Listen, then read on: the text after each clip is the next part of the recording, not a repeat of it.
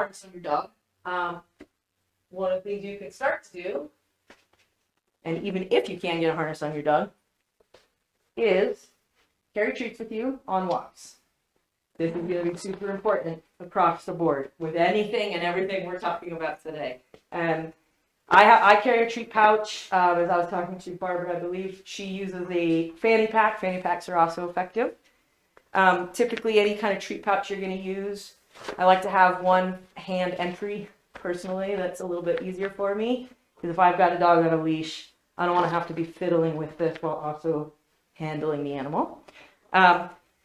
The reason we want to carry treats is because when it comes to behavioral learning, dogs do what works for dogs.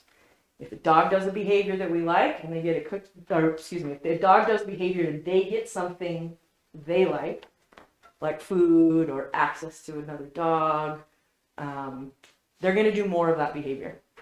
If a behavior takes something they like away, they do less of that behavior. That's the basics of learning theory.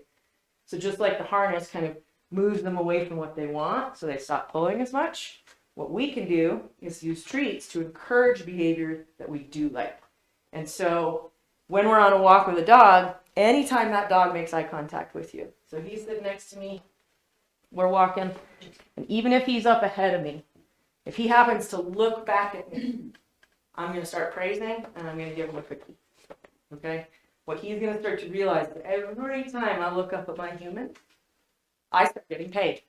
So he's going to start offering that behavior a lot more because he now knows that there's an ATM machine walking next to him and he's going to get doled out that money.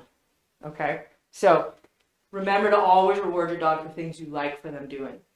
The more and more he realizes or she realizes that looking at you pays, the more that dog's going to stay near you, stay with you, and not want to pull as much. And it's a really quick and easy way to start getting what a lot of people used to train a heel. I don't necessarily think a heel is necessary as long as the dog is walking loosely on that leash. Because lastly, we also want to make sure that we let our dogs sniff and engage in their environment and in their world. They're going to get a lot more out of that walk if they get to sniff and engage and do dog things than if they're just walking in this boring, slow life.